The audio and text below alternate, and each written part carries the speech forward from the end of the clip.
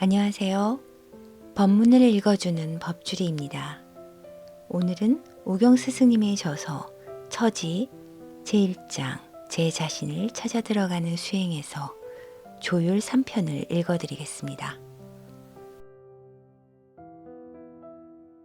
사람이기에 사람의 존재성이 필요하다.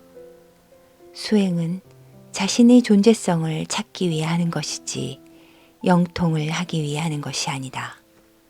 만약 수행 중에 영통이 됐다면 상대를 위해 진정 바르게 쓸 수 있는 자가 되기 위해 자아 수련을 해야 하는 것이다. 이 지상에 주어진 모든 방편은 바르게 쓰지 못해 불편해진 것이지 불편한 삶을 주기 위해 내 앞에 온 것은 하나도 없기 때문이다. 수행과 기도와 믿음에 대한 분별을 바르게 세우기 위해서라도 아픈 것을 낫게 해달라고 찾아간 것은 신에게 부탁하러 간 것이지 기도하러 간 것이 아니라는 사실을 깨우쳐야 한다. 내 자식의 입시를 부탁한 것도 신에게 떼쓰러 간 것이지 기도하러 간 것이 아니며 돈 많이 벌게 해달라고 신에게 부탁하는 것도 동냥하러 간 것이지 기도하러 간 것이 아니라는 사실을 말이다. 하나같이 제 욕심을 채우기 위해 하는 기도는 기도가 아니라는 것이다. 관세음보살을 부르는 것은 관세음보살을 부르는 것이지 기도한 것이 아니며 주 예수를 부르짖고 성모 마리아를 찾는 것도 제 욕심으로 부르짖고 찾는 것이지 기도한 것이 아니라는 사실이다. 우선에 빌어서 어려움이 풀렸고 약간의 병이 호전됐다고 하더라도 행의 공덕이 없다면 구걸한 것밖에는 안 된다. 대자연이 어렵게 만들어 놨을 때는 분명한 이유가 있다. 그러한 분명한 이유를 깨우치지 못하는 한 어렵고 아파한 만큼 제 일생을 허비한 형국이니 누구에게도 덕되지 못한다. 인생은 존경받기 위해 살아간다. 때문에 일생을 사는 동안 상대를 얼마나 덕되게 했느냐에 따라서 존경의 기운은 비례하기 마련이다. 이를테면 덕된 행위가 기도 공덕으로 쌓여지고 이러한 기운이 존경의 기운으로 변하여 자신에게 되돌아오는 법이다. 행의 공답의 완성체는 즐거움과 기쁨을 선삼으로써 받는 이로 하여금 존경의 기운으로 되돌려 받는 것에 있다. 때문에 기도는 덕되게 사는 자가 되기 위한 자성이고 나를 깨우치는 행위가 되어야 하는 것이라고 말한다. 따라서 기도는 비는 것에 있는 것이 아니다. 비는 것은 그냥 빌어대는 것일 뿐이었다. 내 앞의 인연에게는 결코 덕이 되지 않기 때문이다. 수십 년 동안 종교에 몸담았던 도반들이 도량을 찾아오는 덕택에 헤매는 시간을 줄일 수 있었는지도 모른다. 속이 까맣게 타들어갈 때마다 도량에서 며칠씩 쉬어가고 그때마다 상황은 분명 도반들을 위한 것이었으나 알고 보니 나를 위한 행위였던 것이다. 음식에 집착을 하다 보면 몸이 비대해지는 것처럼 기도라는 행위에 빠지다 보면 내 욕심도 나도 모르게 편중된 생활을 하게 되어 그 너머 차원을 보지 못하는 모양이다. 애초에 배운 행위가 기복의 방편이었던 탓에 수십 년 기도에서 얻은 것이라곤 가슴에 맺힌 피멍뿐이라고 한결같은 소리만 하고 있으니 말이다. 사실 어려워져서 도량에 찾아왔고 그 어려워진 내면을 살펴보면 기복의 방편에만 빠져 살아온 세월이 있었다. 그래서 종교생활 수십 년에 어렵지 않은 자 하나 없다고 말들을 한다. 종교생활마저도 이럴진데 더불어 살아가라고 주어진 오만상에 빠져 살아가지 않을 수 없는 노릇이고 오만상에 빠져 사는 모습은 다들 똑같아 동물이 아우성 소리만 들리는 듯하다.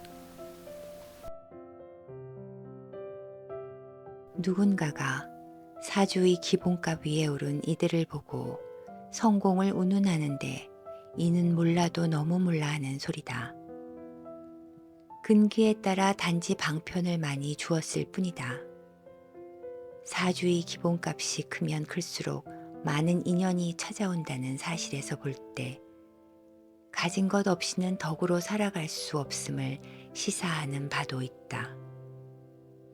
그러므로 인생의 기본값은 내 앞의 인연과 더불어 살아가기 위해 주어진 내 몫이기는 하나 나를 위해 쓸 것은 아무것도 없다.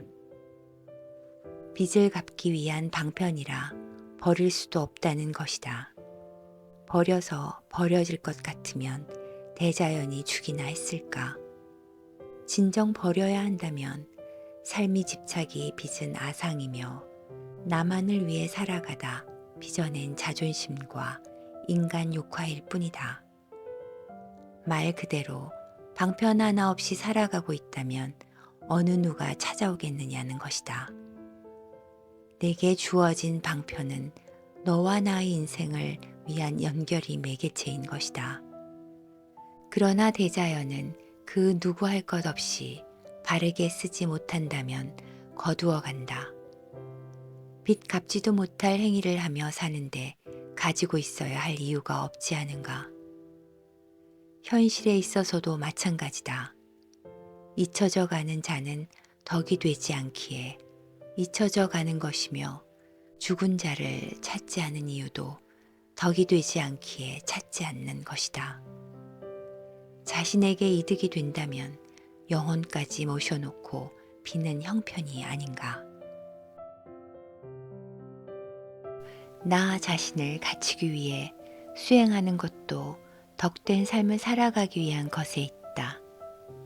때문에 내 앞에 온 너를 위해 살아가야 하기에 내 몫은 없다는 말이 빚어진 것이다. 동물처럼 나를 위해서만 살아가기에 무소유를 부르짖는 것이지 내 앞에 온 너를 위해 살았다면 무소유를 부르짖지 않았을 것이다. 이 지상에 내가 쓸 것이 무엇인지 알고 있기나 하더냐. 나를 위해 쓸 것은 덕으로 행하는 사랑밖에는 없다는 것이다. 재물과 권력을 비롯한 오만상도 통하기 위한 도구로 주어진 것뿐이지 나만 잘 먹고 잘 살아가라고 준 것이 아니라는 사실이다. 때문에 무소유란 내게 있으나 나를 위해 쓸 것이 없다는 뜻에 비유하여 만들어진 말일 뿐이다. 그렇다면 세상에는 성공한 자가 하나도 없다는 소리와 다를 바가 없다. 어렵지 않은 이들이 없으니 말이다. 게다가 이는 바르게 사는 것이 무엇인지 모르는 데에서부터 기인되어 내 것이라는 방편에만 빠져서 살아가고 있으니 이는 한편으로 부르짖어야 하는 소리이기도 한 것이다. 게다가 제 욕심대로 살아왔으니 팔자 타령을 해서도 안 되는 것이다. 다들 팔자의 깊이를 알지 못해서 하는 소리일 뿐이다.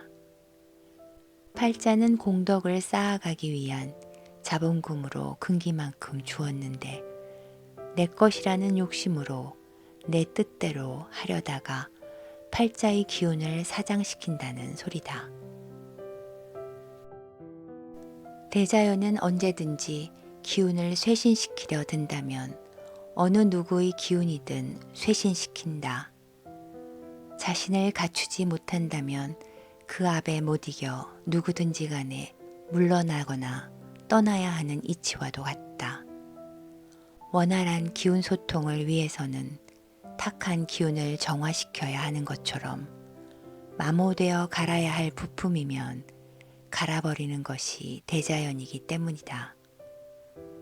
상생은 지고지순한 사랑 속에서 피어난 냉철한 분별력에 비유한다. 따라서 내 살아가는 마음속 지혜의 실체는 누구 위에 사느냐에 따른 분별이며 음양을 조화롭게 순환시켜주는 촉진제이기도 하다. 본래 음양은 둘이 아니라 하나였으니 하나로 통하기 위한 매개체다. 이 하나마저도 없는 것에서 빚어냈으므로 지혜의 실체와 분별이 깊이를 깊이 새긴 자라야만 지적으로 덕된 삶을 살아갈 수 있다는 것이다.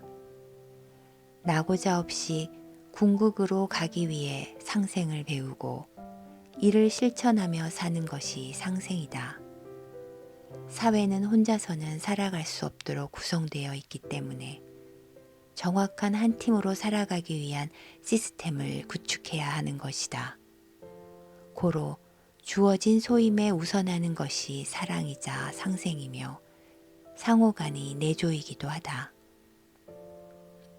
강한 집착을 드러낼수록 이해력은 빨대 구멍 정도도 안 된다. 내 것과 나만을 우선하다 보니 각의 한계에 부딪혔고 이때마다 생성되는 자존심은 자신을 합리화시킨 억지의 배설물이다. 배설이야 그렇다 치더라도 무엇을 얼마만큼 흡수할 수 있느냐인데 이 대롱 구멍으로 오만상을 보려고 대드는 이해력도 알만한 것이고 탓해대는 병이 도지는 것도 알만한 일이다. 남 탓하는 증세는 각세워 미리 결론을 내리는 증세가 보일 때부터 시작되는 것이라고 하는데 말이다.